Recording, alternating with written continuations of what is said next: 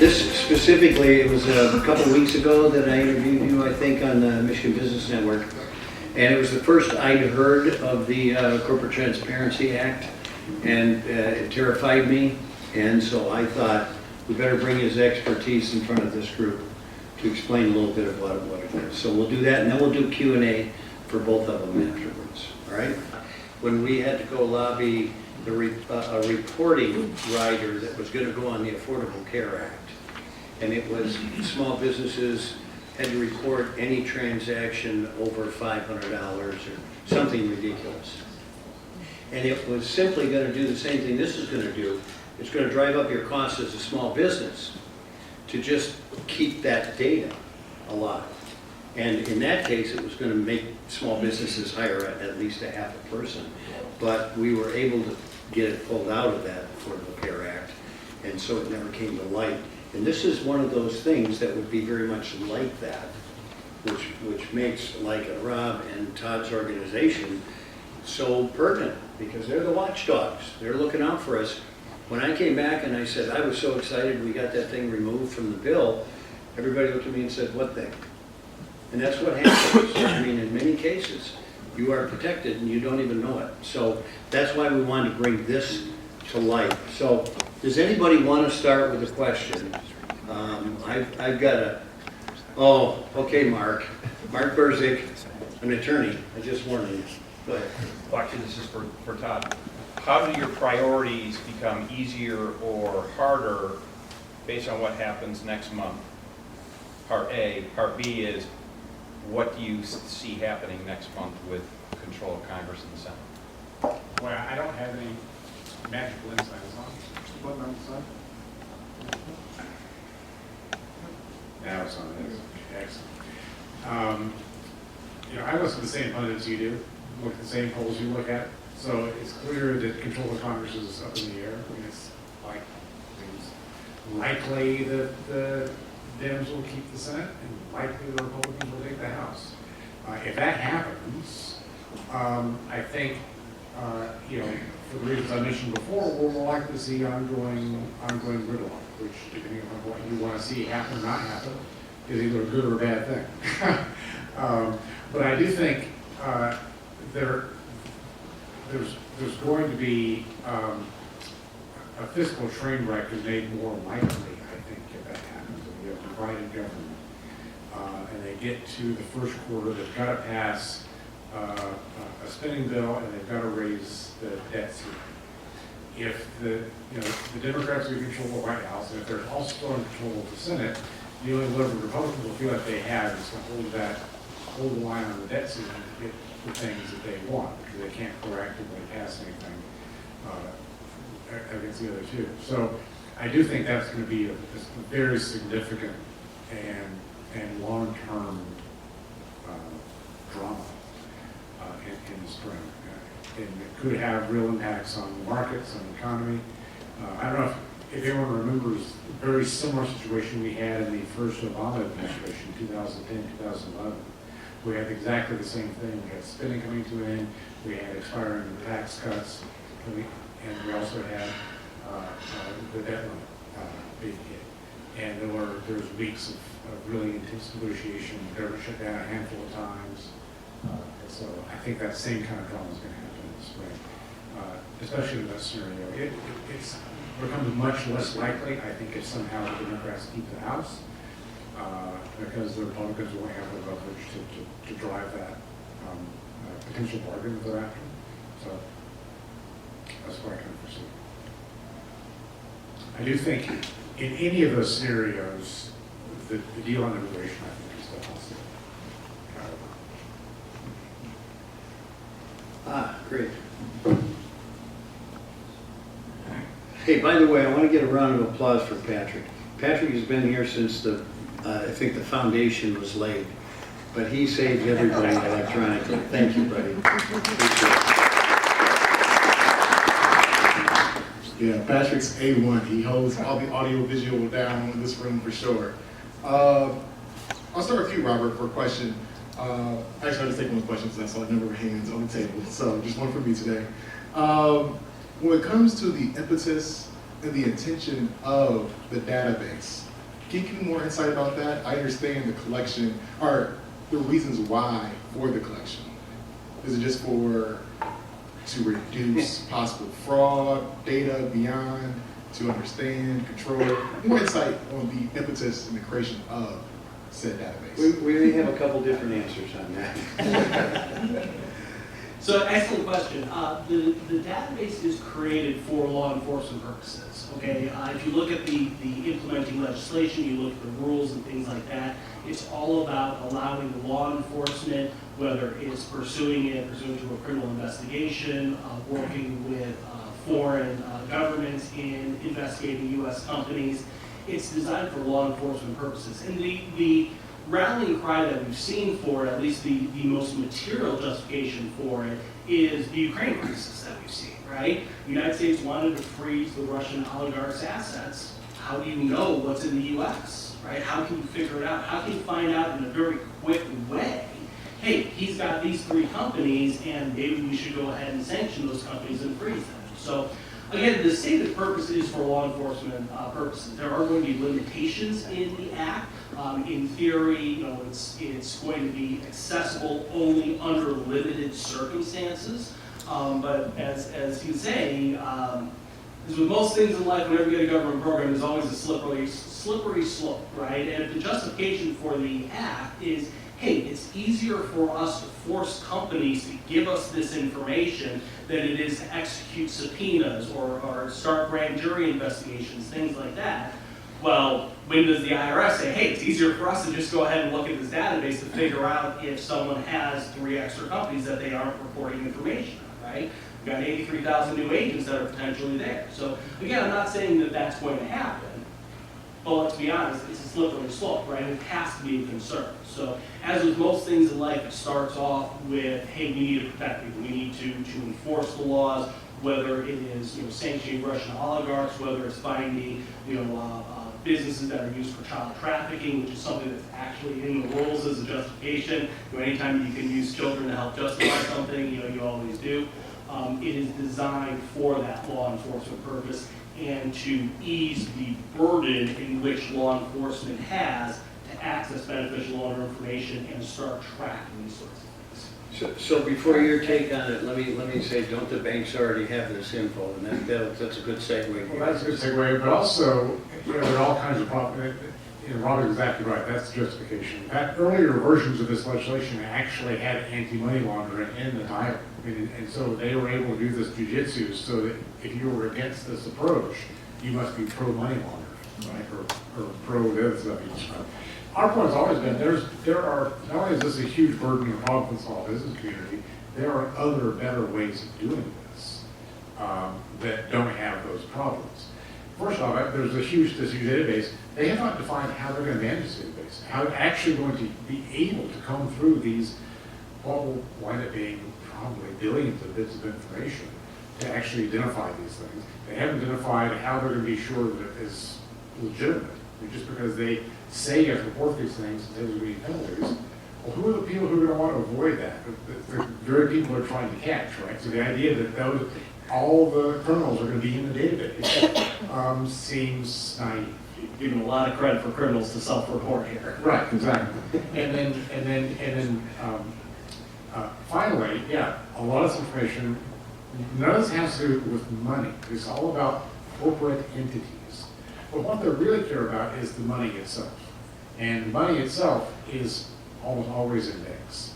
And this is being done to lift a lot of the reporting requirements on banks, and instead put it onto the small business community. So we've always thought that the government, the IRS, has already collected a lot of information.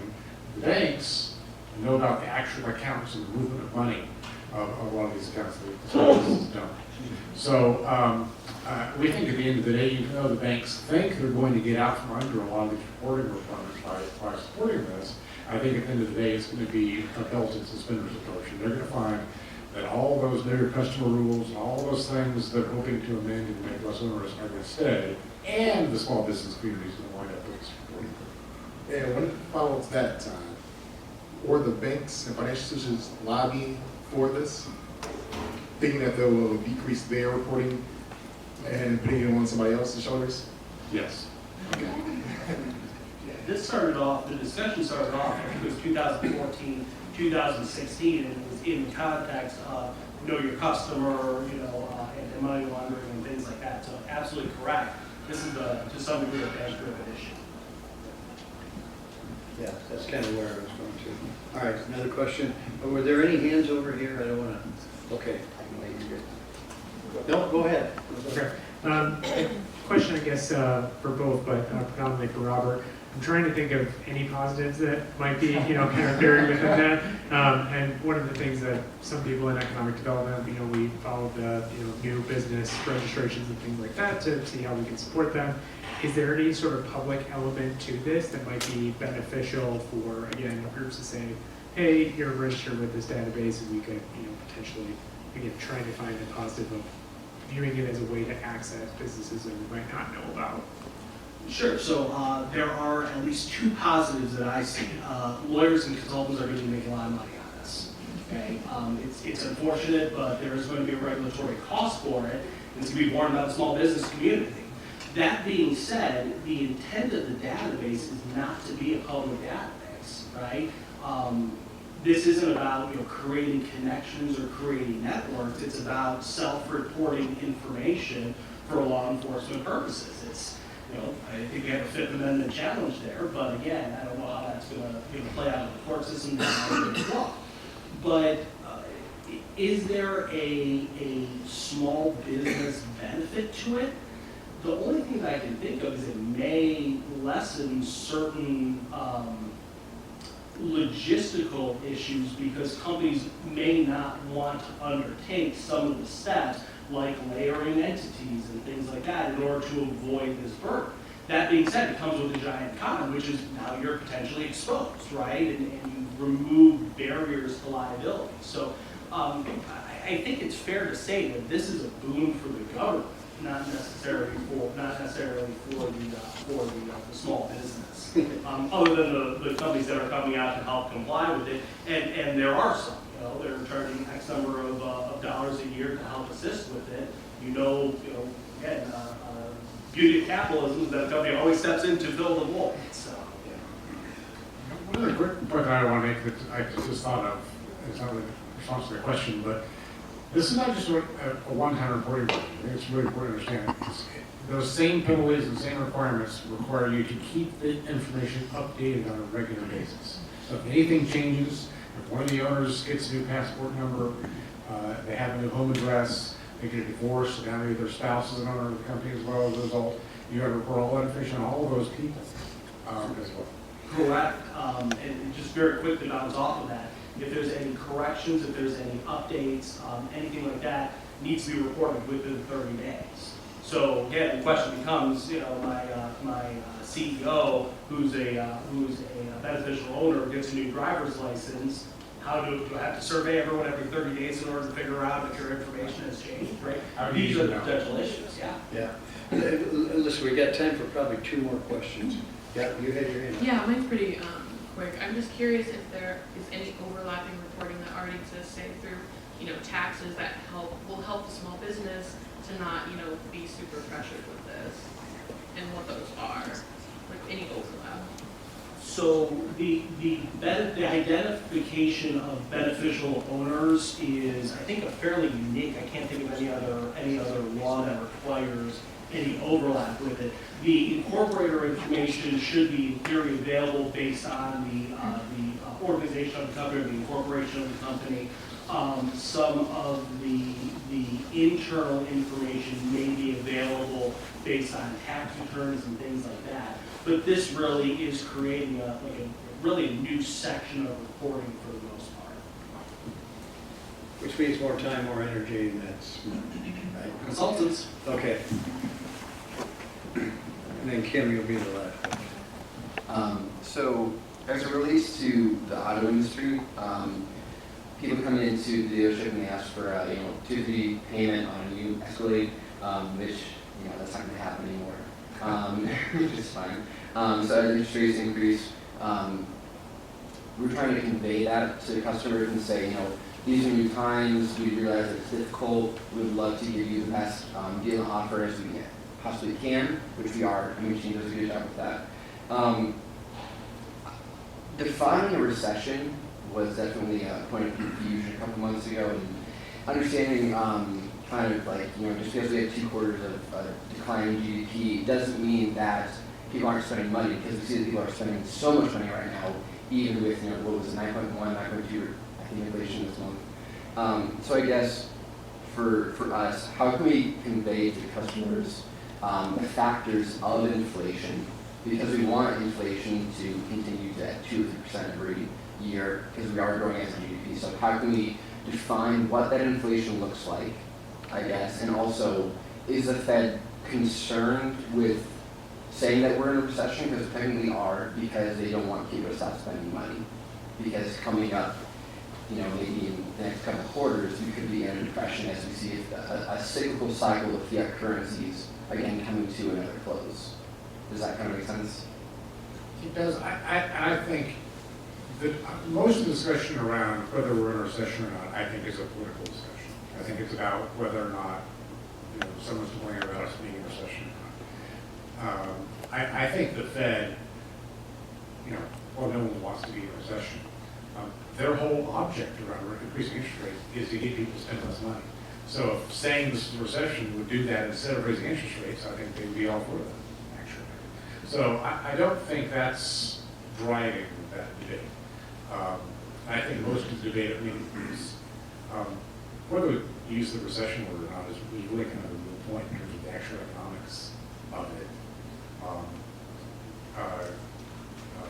We clearly have slowed down as an economy. It might not be an actual recession. But most folks think we're heading that way regardless of using that word or not. I don't know if that answered your question. Yeah, sorry, there was kind of I have noticed I'm still kind of all over the place. So, no, yeah, I think, again, our biggest thing is how are we conveying to customers what's going on in a way that's honest and real. So, yeah. Well, you're in an election year too. Yeah. This is somewhat artificial, the circumstance. So Kim, you'll have our last question. He's bringing your mic. Want to make sure everybody hears it. So don't make a mistake. Two-part question. First, and kind of both perspectives. First, has anyone been concerned about the fact the negative impact this act will have on entrepreneurism in the United States, and Michigan in particular? And two, from a cybersecurity perspective, it's one thing to file, but if you start getting my driver's license and a copy of my passport, which I assume includes a digital image of myself, I'm not interested in being in business. Well, but government databases never get hacked. Never. That voter database issue was fully manufactured. So it is a concern, and it's a concern that is recognized by the government. If you look at the rules that just came out, they were talking about whether or not the act requires an image of your driver's license or the passport, whether the language allowed for it, and the government took the position that because the database allows the upload of it, that they're empowered to collect that information. But that really does bring up a large concern about the people that may have personal protection orders, things like that. I remember working on a case 6-7 years ago, and it was a federal air marshal that was accused of committing some domestic violence against his wife. So what happens if a person that has this database, right, who's in charge of this database, starts using it to access it inappropriately? And we don't have those rules yet. The government says that those rules are being written right now. We're expecting at least 2 more tranches of rulemaking associated with this.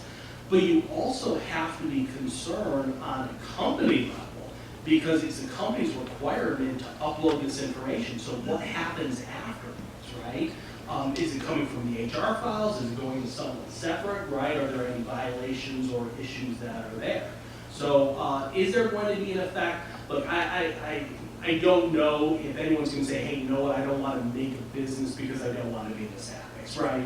Maybe there's some people that take their privacy so seriously that they'll avoid that.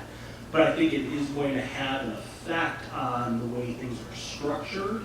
You may not see as much capital infusion It may be treated now as loans, because again, I've become an owner, now I'm in the database, whereas if I'm a lender, maybe that's one of the exceptions on there. So I think it may have an impact on that if people are concerned about their privacy. Yeah, I think it will affect the decision of investors mostly. If you're an investor, you're going to invest in companies you think aren't reporting companies, more likely. Both for privacy reasons, but also because you don't want necessarily everyone to know what you're investing in. There are lots of reasons why investors don't. So, yeah, it will definitely, I think, change the way they invest. They might do a loan, or they might just invest in different companies. They're pretty confident in not reporting companies. So a final question, which is on all of your lips. What can you be doing right now in this regard? So, any advice? Call your congressman, call your senator. I think there's two tranches of action here. Number one, people need to be talking about this. If this is of concern, and again, there's two sides to every argument. I'm not going to take a political stance on it right now. I think you guys know where I stand on it. But it needs to be talked about. People need to have this discussion, talk with their congressman, talk with political activists or anything like that if they want to see changes with it. The other thing that you need to do is start preparing to comply. Again, this database was supposed to be created, it really was, if I recall correctly, I think it was supposed to take effect next year, beginning of next year, and they got so far behind on the database and funding and things like that that it got pushed out. So January 1st, 2024 is going to come by quickly, and unless there's some sort of injunction, companies will have obligations to report, and certainly the first couple of times it's going to involve significantly more research, significantly more employee hours and things like that. And if you don't have those budgeted, then you may have some issues. I think that's right. I think, learn a little bit about it and see how it affects your company. And to the extent it does, and you can identify what those burdens are, talk about it. Tell people about it. Tell your Congress about it. Tell each other about it. And sort of begin to build some of that momentum. It's going to take a lot to repeal this conversion. And it passed on a bipartisan basis. Signed into law by President Trump, and it was supported by President Biden. So it's not going to just go away because a few of us squeak a little loudly, because it has a lot. It has the Ukraine thing, the anti-money laundering, it has all the buzzwords, and people don't really understand what it does and what there are in fact alternatives. So he said, we're going to make some noise. We also think there are some legal issues with this. We're not sure this law is even legal.